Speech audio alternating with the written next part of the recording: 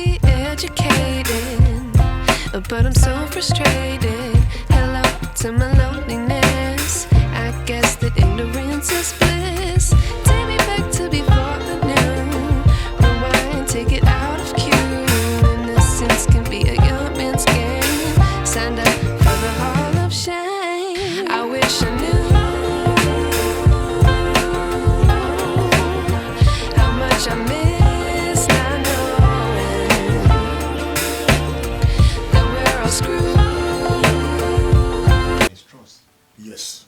Now, over the years, from the 90s when MEX began to give scholarships to people coming from Africa and maybe 20, 30 slots to different countries, a lot of our people, our Nigerian brothers, dropped out. Okay.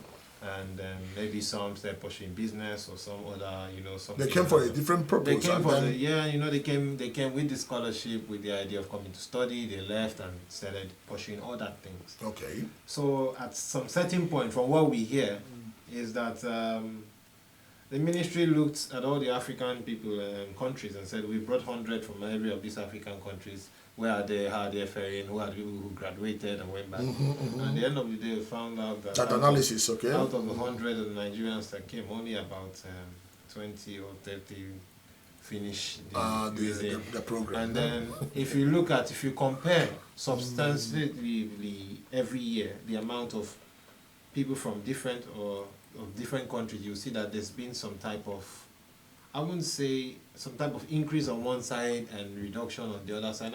And I think it's right, because if you can't be putting money where you're not getting results. Exactly. So meaning that, of course, the concentration must go to countries that are fulfilled and who turn out. So there's some type of, but I don't, in the JICA, I don't think it happens in JICA and MEX, but you would see that, I wasn't going to say it, but you see that you have more East African students.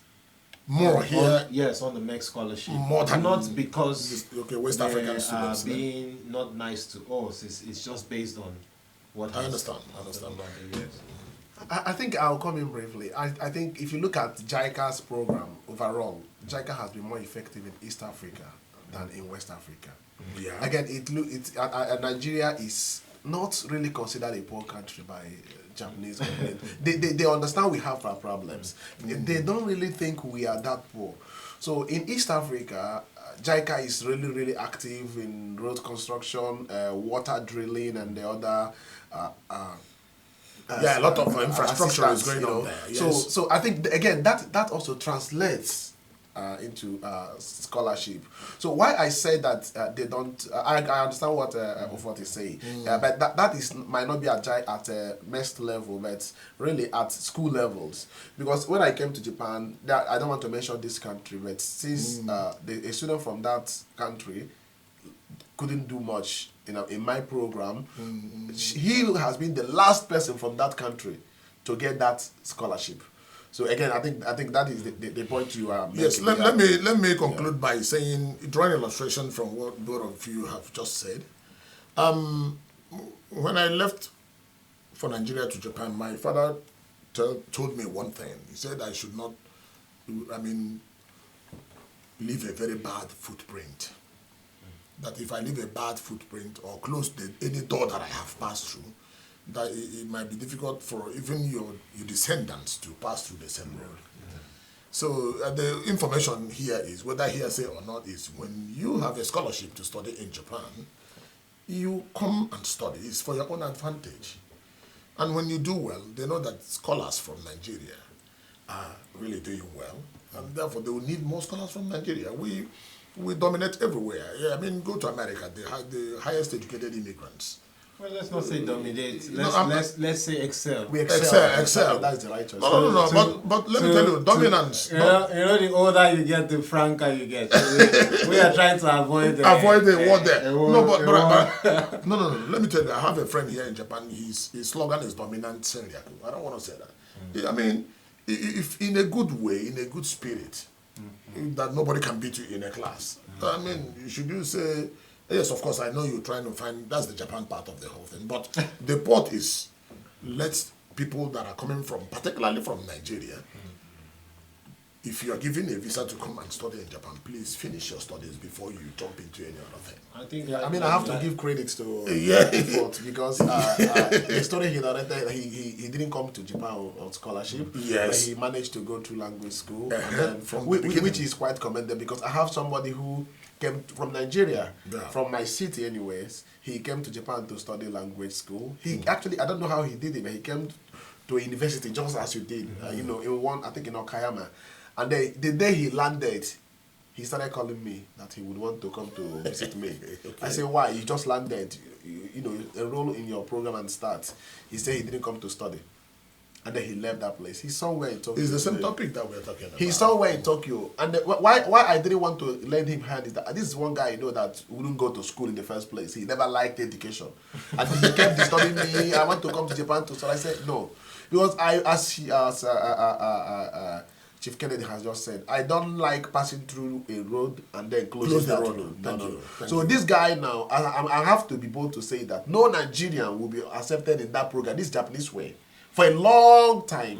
Yeah. It's a change that will take a long time to break. Okay, thank you very much. I mean, I think a word is enough for the wise. We've given them hint, and again, we have issued some comments that shows that, you know, if you do it well, you gain more from it. Let me go to number 2 question. It's from a guy from Congo, and he said his name is Edienu Mbikule. Edienu, I wouldn't know, sorry if I get the pronunciation well, because of, you know, it's not my vernacular wrong. He said, his question is, if I gain admission to study in Japan on my own without, you know, a scholarship, will I be able to get scholarship afterwards if I want? For instance, you just come like you did, you understand? And then can he be able, or could anybody, he or she, to apply for scholarship? Is there available scholarships? Let me take from Yeah, that's true. Ikenna Weke. There are thousands of scholarships. I think Ufot is a testimony. The testimony. No, he has answered it. That's what I said. Yeah, so the thing is this. It is very easy to get scholarship in Japan on, you know, based on certain conditions. First and foremost, you must Yeah, these take are the your- conditions, yes, your please. Japanese language serious. There are a lot of scholarships that the first qualification is that you should be able to speak Japanese, you know, communicate in Japanese, because you have to make presentations in the you know, to the scholarship foundation and stuff. So first, and secondly is your age. Age is also A very big there barrier. are some- There are questions like I didn't even put them Exactly. here. There are some scholarships that they have to say you don't have to be more than this age Yes, to yes. be able to apply. I think next is 20 what? Next is 35. Is that 35?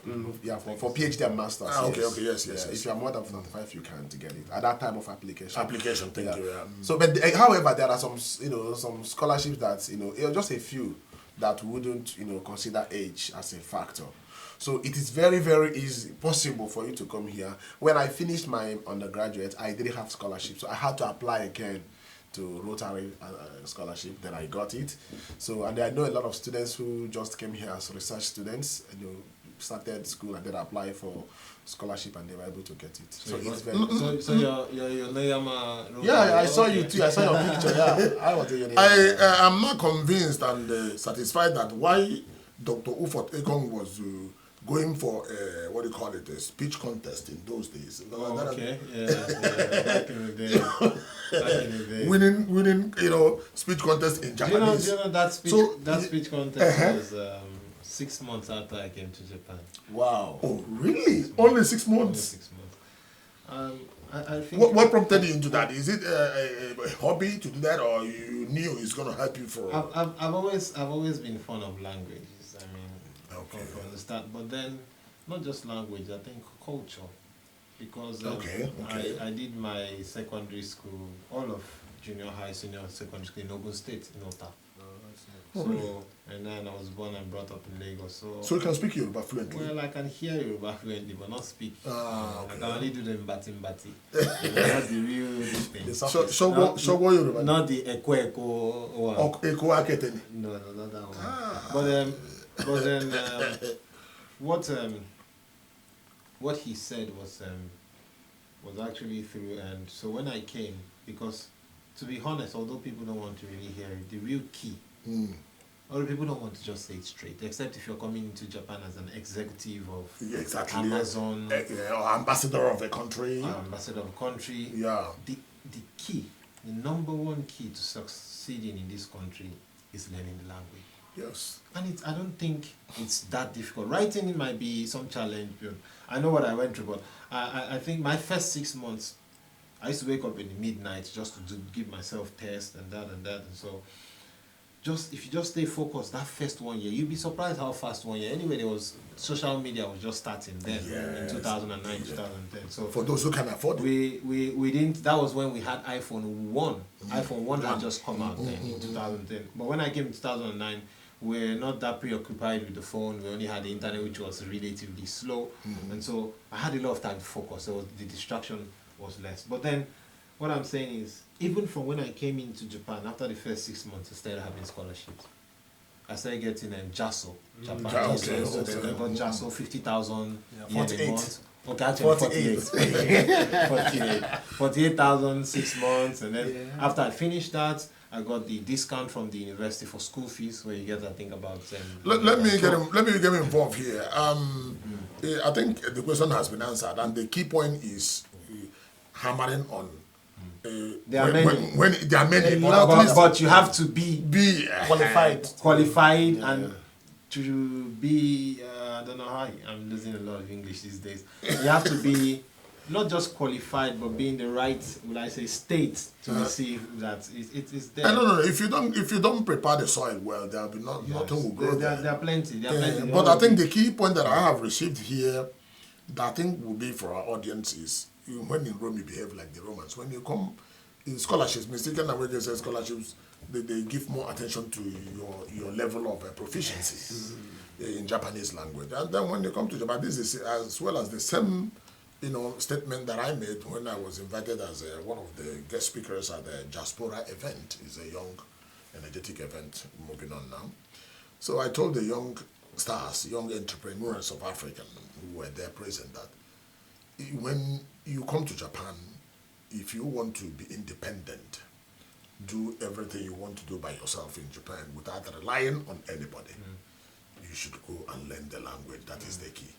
I know languages, I always tell them that it's not a matter of being clever. No, it's not. It's curiosity. Yes. That's why kids at 2 and 4 can learn many languages. That's it. You see the point.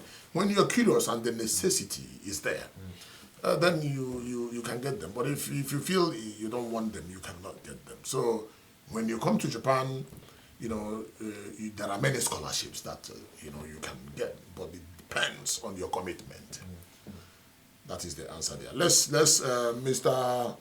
Dieno Mbikule, please. That's the question to your, the answer to your question. If you come to Japan, you can get more scholarships if you are prepared and you. But we haven't answered the first part of his question was I think you said the admission, right? No. He said if he gets admission by himself. Okay. That is no, enough. but one thing we must point out to him is that okay. getting that admission would require him or his supporters or his family or his sponsor. Sorry, that's what sponsor. The sponsor would have had to send the university tuitions and everything, the bank statement and all that before that admission, so that we don't give the wrong message to people that you can easily get a scholarship before an admission. No. That's not the message. And again, not to scare him. Yes. There are some scholarships that that they consider how long you've been in Japan when they give you a scholarship. Like they don't really. For example, a scholarship like Toshimi Otuka and Honjo. They try to understand how long, if you've lived in Japan for 1 year or 2 years, they also understand that you should have limited Japanese. That if you've lived here for 5 years, then they also consider. And again, they judge you according to your. You got Honjo too? No. And again, because that's the last one I got before I got. Yeah, it's mega money. I was asking myself, why didn't I get this one? Exactly. I was pushing other ones. Don't tease these young people. Yeah, but again, there are some scholarships that you don't really necessarily need to speak Japanese. Yes. Of course, of There are course. some. So we don't want to scare you by creating the impression that you should be quite proficient in Japanese. No. We are saying that you But must be. it's very, very it will advantageous. create more. Yes, I think opportunity. if I summarize what we're just trying to say is, where there's a will, there's a way. That should be the answer to this question. Once the will is there, you will find that there's a way. Where there is a will, there is a There's a way. way. I'm sure you're listening. Thank you very much for the question.